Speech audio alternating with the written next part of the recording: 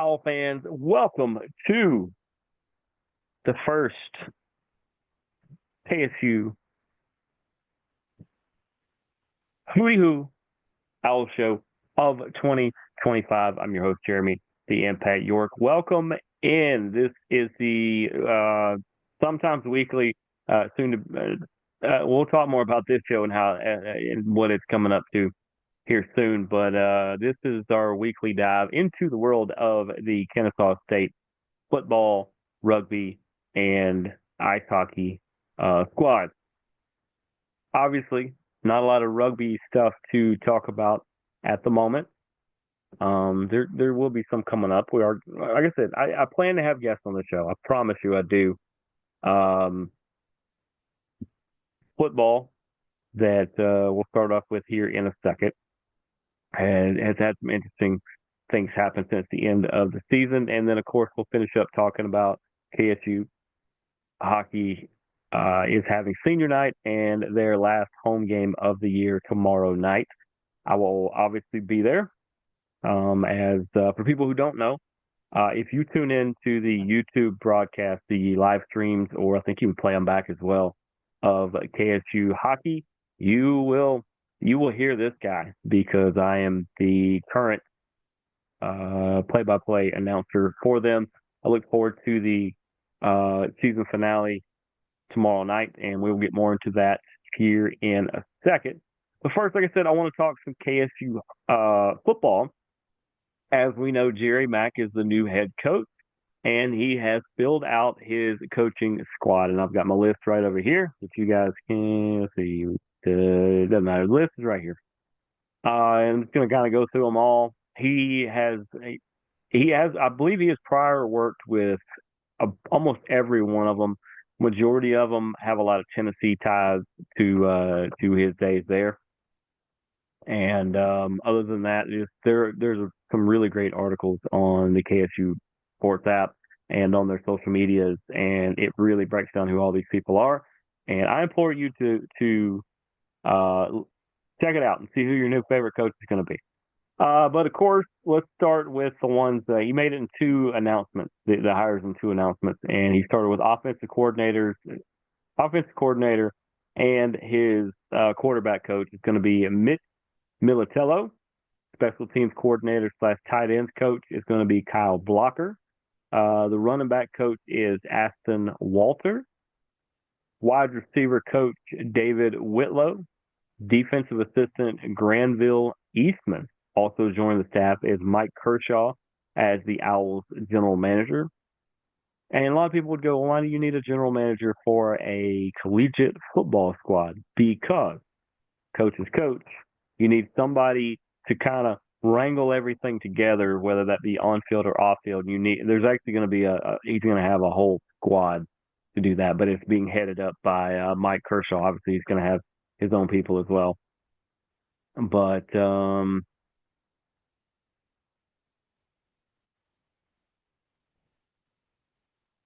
believe that was the first announcement. Let me get to just a couple of days ago. They have rounded out the rest of the squad.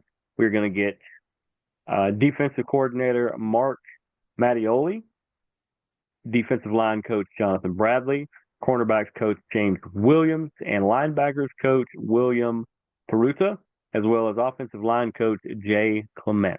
A couple of those names sound familiar to me. I hope they do to you. If not, as I said, go check these articles out. You can look up a lot about these guys and, figure out what they're all about. There is also a director of player personnel. That is going to be Peter Chung.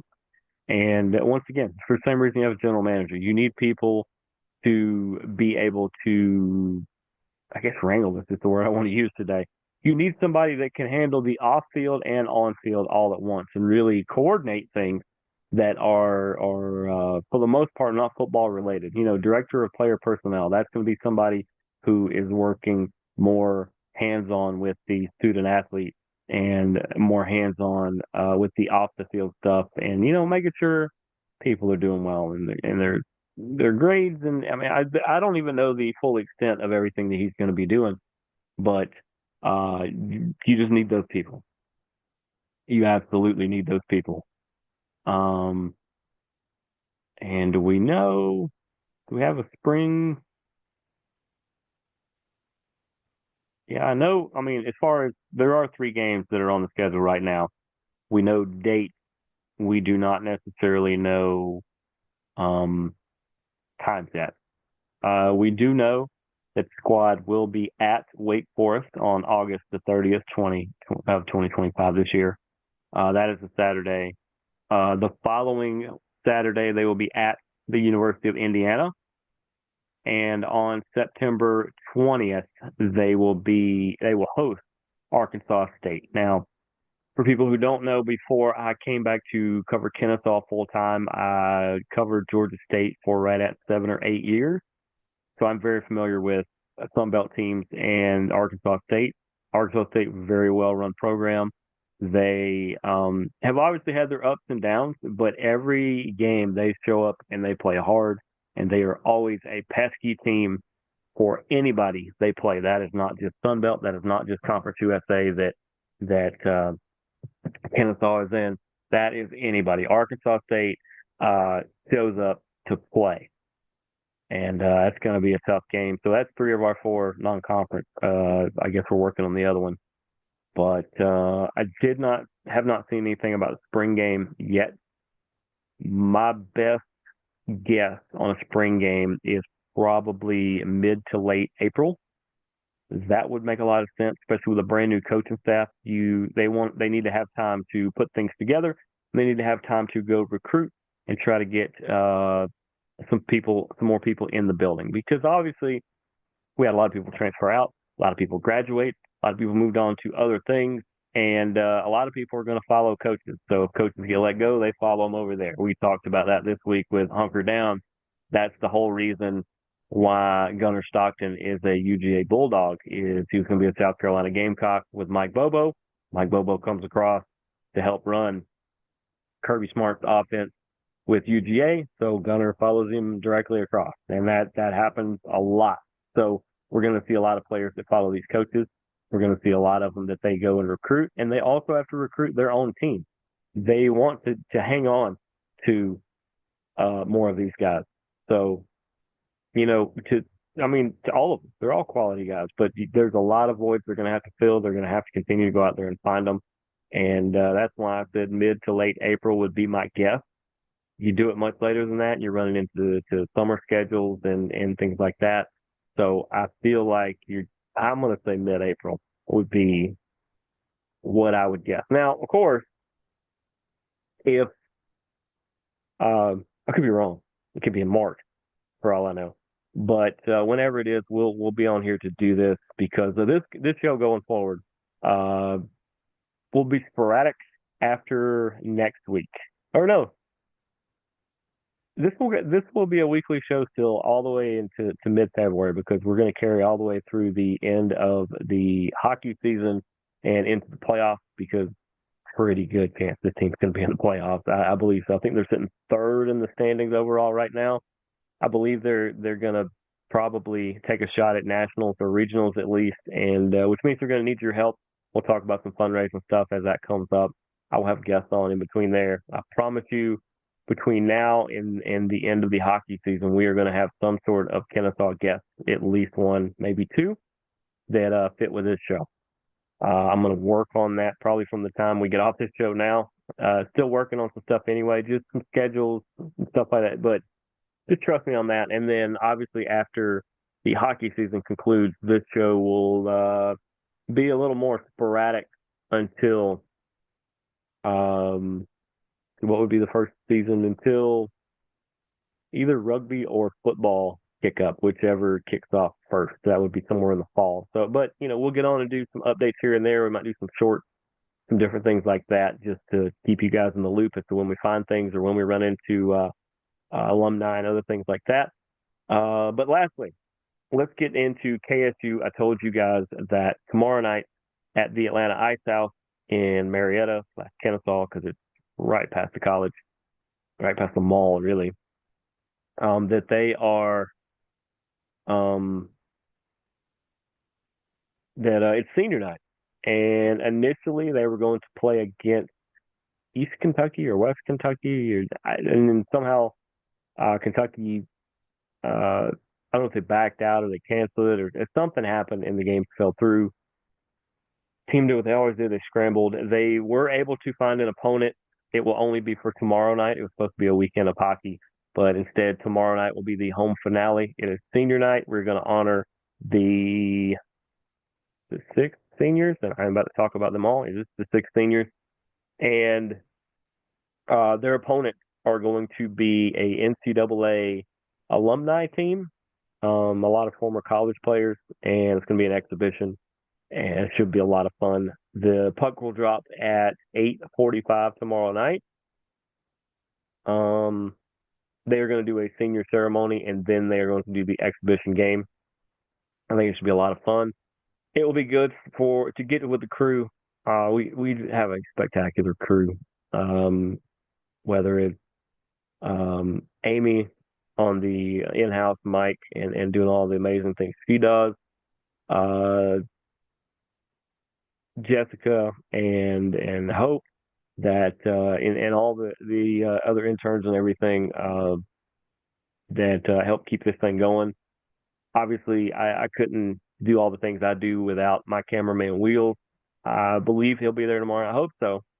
But just between that and dealing with the team and everything, it's so fun. It's really a privilege to be a part of this. And I told them, I've told them since a couple years ago at the end that I'm all in on helping this team. My role the last couple of years has been to be the play-by-play. If next year it's just to attend games or just promote the game, whatever it is, we're going to build this program. I feel like this thing is building pretty well. Both coaches are in on really trying to help out in these. The best thing is even as like we'll see these seniors, even as they graduate and move on to the rest of their lives, a lot of them come back because they want to continue to help. They want to continue to do these things, and they're just such upstanding future leaders. And like I said, it's a privilege to be a part of it. So I look forward to it. And throughout the broadcast, in case if you're there live, please still listen to us um on the YouTube feed. And if you can't be, please watch us on that. And we'd love feedback. Tell us, send me a line on there. I will usually shout you out. Let's keep it clean.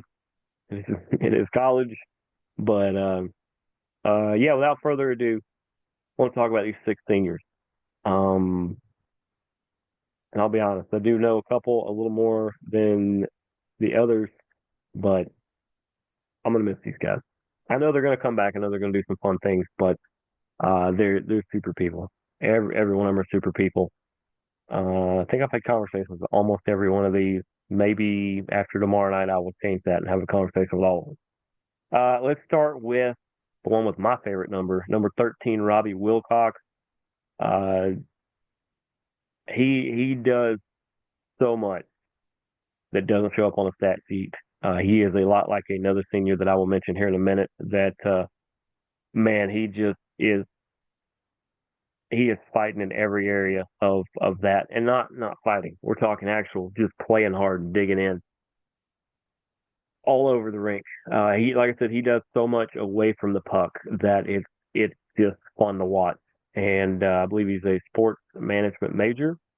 Wish the best for you, Robbie, and look forward to hopefully shaking your hand tomorrow night and maybe the things you're going to do after this. Number 7, Essex Moser, one of the just super defenders. He can play wing, he can play all kinds of stuff, but Essex is just, he's the guy who starts a lot of their attacks and thwarts a lot of the opposing attacks. Essex is just on top of everything. He's a biology major. I always wonder what they're going to do with their degrees because there's so many different things you can do. But Essex Moser is just a fun player to watch because he is always around the puck, always keeping things moving. And I look forward to seeing what he's going to do tomorrow night. Number 12, Aaron Montgomery, who has put up a stellar, stellar year, did last year as well. Mechanical engineering is his area of expertise, although I could argue scoring goals is up there too. But he's another one that just you can plug and play him with any combination of people, and it's going to make that line better. He's good at distributing the puck. He's a great teammate. On top of he can put the biscuit in the basket. He absolutely can. Moving on to the next one, that is I get asked if this is my favorite player because of how much I talk about him on broadcast, but it's because just like Robbie Wilcox, Jack Lackley, one half of the Lackley twins. Jack Lackley, uh, it's kind of funny that he's an accounting major because that's all about numbers. And he is one who doesn't show up on score sheets very often, but he's always either just on the cusp of it. I mean, there's so many times he should have 200 goals. He's just had the weirdest bounces sometimes. But Jack is another one that I enjoy watching his style of hockey because he's good at helping his teammates. He's good at setting up plays, but him and Robbie do things in parts of the rink away from the puck that just set up some of the best moments. They will get in there in the dirty areas and they're working in between the blue lines and just if a play needs to be made to set up something, even if the puck doesn't need to be moved right there, those are guys that are right in the middle of it. And just like I said, I enjoy watching all kinds of players, but I enjoy watching those players that do a lot of stuff away from the puck that help set up good things later. They're building the foundation for what ends up being a great moment somewhere down the road. Um, how about the other half of the Lackley duo? Connor Lackley, political science major. That makes a lot of sense if you ever have a conversation with this young man as well. Uh, he's got to be up there as one of the best net minders that at least I know of in the times that I've covered this team. Just absolutely stands on his head. He's a brick wall where he can use all the cliches in the world. But he's a great leader. People listen to him. You can tell. People come to him for things. And like I said, just outstanding player and an even better person. And boy, this program is going to miss these guys. Something fierce. But that, we said that a couple of years ago about those seniors. We said that last year about those seniors. And that means people need to progress. People need to step up. People need to take on those new roles. And I would say that absolutely happened on this team. And then lastly, Connor Lackley, number 29, by the way. Did I say Jack's number 16? Okay, 29 for Connor. And then number 22, the psychology major, Daniel Quatnar. Daniel's fun. I had him on the show last year. Maybe I'll have him back on the show here soon. Maybe in between games or something like that. But he's just fun. Always has a smile on his face. And he's another tough, gritty guy. Sometimes he's the smallest guy in the bunch. It's not because he's short or anything. It's just there's some people that just tower over everybody. But he's not afraid to just dig in and just upend somebody or he can do anything. He can headline your top score line. He can be your grinder line. He could probably play defense if he really wanted to. But Daniel, like I said, always seems like he's having a good time, always fun. I think, sometimes we all get where we get so caught up in what we're doing that we don't just stop and just take a breath or just take your step back and just kind of look at the moment for what it is. And he seems like one of those guys that takes the time to realize that, hey, I'm getting to play a game that I've played since I was a kid, and this is fun. And I'm here with my buddies. There's worse places I could be. He seems like he always has a good time while still just being one of the best people on the ice. So, like I said, they're gonna miss Daniel, Connor, Jack, Aaron, Essex, and Robbie. But I don't think those guys are going to go very far. I think you're going to see them somewhere down the road. But as far as seeing somebody down the road, we're to that portion of our show where we'll see you guys later down the road. Hopefully, you guys come on out to Atlanta Ice House. Remember, 8:45 at 8:45, we are going to do puck drop. My guess is that from 8:45 to 9 is the senior ceremony, and then around 9 we will puck drop and we will play till the wee hours of the morning, which it's always a good time. Like I said, it's one of the most fun things I have done in all the media stuff I do. And man, there's been some good stuff, but getting to be the voice for this team for YouTube is really fun. The 8 or 9 year old me that was getting into hockey at a time when the state of Georgia wasn't really all about hockey. It wasn't until a handful of years ago that it really picked up. But if you told that guy, little 8, 9, 10-year-old me, that one day you get to voice a hockey team on the internet, which at the time, truth be told, the internet wasn't a big thing. But if you would have told him he would be voicing great hockey, he would have probably thought you were crazy. But I'm glad to get the opportunity.